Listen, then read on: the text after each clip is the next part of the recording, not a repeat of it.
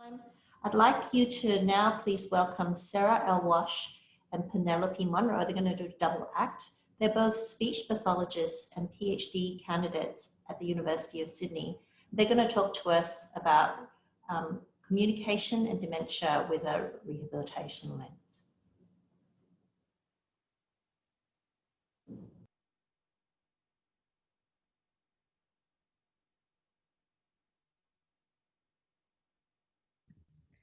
So hi everyone, and thank you for attending, and thank you Lee Fei for the introduction. So we are thankful to be here today and to have this opportunity, and we're excited to take you on a journey to explore communication in dementia. So we're going to start off by outlining the changes in communication that can occur at each stage of the disease, before touching on how these changes can impact the person with dementia and their loved ones.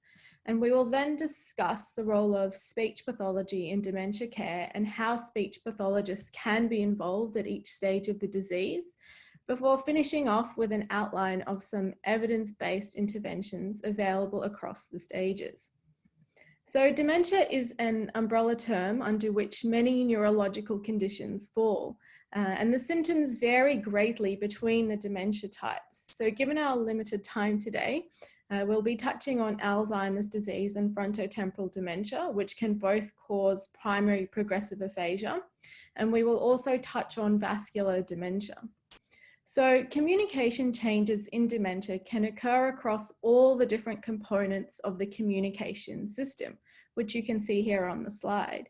So initially, the specific communication changes a person with dementia presents with are influenced by the type of dementia they have, and that's because of the location of neuropathology.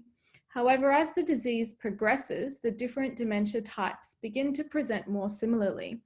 And so now we will go through how communication can be affected at each stage of the disease. So in the early stage, an individual is still able to participate in meaningful conversation and engage in everyday activities. However, they may have some difficulty with communication. And this can include difficulty finding the right words. For example, circumlocution might be used, which means to talk around a word. So for example, can you hand me the clicker instead of saying remote? Or vague or empty words such as thing or that instead of the right word. For example, I use that thing to do that. There may also be semantic paraphasias, which is the substitution of words with similar meanings. So for example, saying TV instead of remote, or phonemic paraphasias, which involves using words that are mispronounced but still resemble the intended word. So for example, saying rebote instead of remote. The person with dementia may also experience difficulty producing sentences. So for example, they may produce shorter and simpler sentences or sentences with grammatical mistakes. There can also be difficulty with understanding language, such as difficulty understanding meanings of words or complex sentences, and also difficulty with pragmatics, which refers to social communication. And this can include difficulty maintaining a topic of conversation, taking turns in a conversation, and understanding non-literal language, such as sarcasm and humor. In the middle stage of the disease, the person will experience increasing difficulty with their communication changes, and this will obviously lead to greater limitations in everyday activities.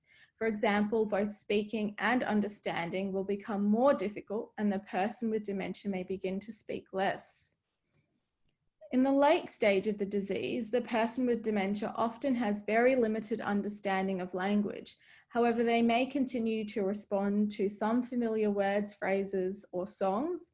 And moreover, the person with dementia will also often have very limited verbal output, with many individuals becoming partially or completely mute. And because of these severe communication difficulties, the person will have significant difficulty making their needs, wants, thoughts, and feelings known. And as a result, a person's actions or behaviors become their main method of communication. So these communication changes can be overwhelming for the person with dementia, their loved ones, and their carers. And the loss of these communicative functions can result in loss of friendships, change in relationship dynamics. For example, children become carers, loss of intimacy, social isolation and loneliness, depression, reduced quality of life for both the person with dementia and their significant others. And given this wide-reaching impact of communication impairments in dementia, it is vital that any assessment and intervention involves both the person with dementia and their intimate circle. So a vital part of the multidisciplinary team in dementia care is a speech pathologist, as they are experts in the assessment and management of communication. And as we have just seen, communication impairments can occur from early on in the disease and have a significant impact on the person with dementia and their close circle. So at present, referral to speech pathology for communication changes in dementia is relatively uncommon in Australia. However, a speech pathologist can and should be involved at every point of the dementia journey. There is no gold standard assessment available to assess communication in dementia. However, a comprehensive communication assessment should cover all levels of the ICF framework, which is illustrated here in the slide. And this includes impairment, environmental and personal factors, activity and participation. From this assessment, goals for therapy should be set in collaboration with the person with dementia and their significant others. So now I'll hand over to Penny, who will talk about communication intervention in dementia. So dependent on the goals set, there are two main approaches to communication intervention. One is impairment-based, which aims to restore lost function or to prolong current function and slow its decline for as long as possible. The other approach involves using compensatory strategies which seek to either circumvent lost function by recruiting other intact skills or to train communication partners to better support the person with dementia engage in successful communication. Impairment-based interventions tend to be used in the earlier stages of the disease, while compensatory strategies can be introduced at any stage. However, they're often applied in the later stages. We're going to briefly review 4 evidence-based communication interventions used in dementia to illustrate these different approaches.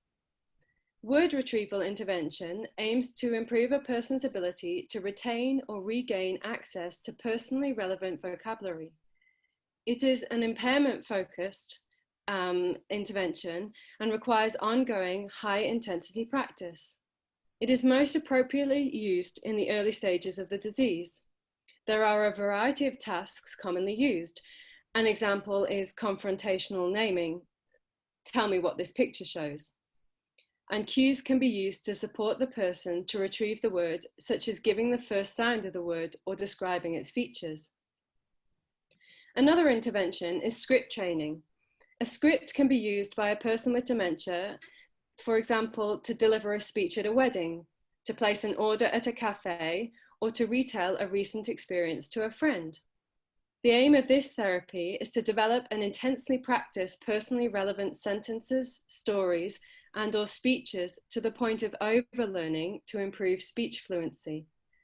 This is so the scripts can be automatically retrieved and used in relevant everyday situations. This therapy combines both impairment-based and compensatory approaches to enhance participation. Another intervention is using memory books, which aim to promote meaningful, rewarding, and successful communication interactions between the person with dementia and their communication partners across the disease stages, but particularly in the mid to later stages.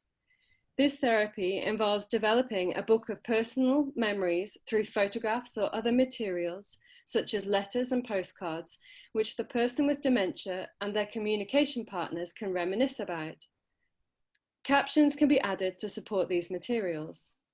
The speech pathologist's role is to support the person with dementia and their communication partners in how to use the book at various stages across the disease. The last intervention we will discuss is communication partner training, which aims to improve communication between the person with dementia and their key communication partners. It does not directly target the person with dementia's language impairment. Instead, this therapy involves providing education to communication partners on the communication changes that might be expected on the road ahead, as well as teaching skills and strategies to manage communication changes that occur. This training is not just relevant for family members, but is also really important and has demonstrated success with formal caregivers, nursing staff, and other health professionals that work with people with dementia.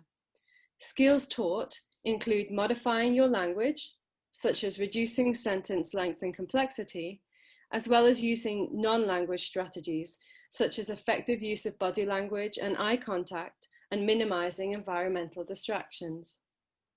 So the take-home messages from today's presentation.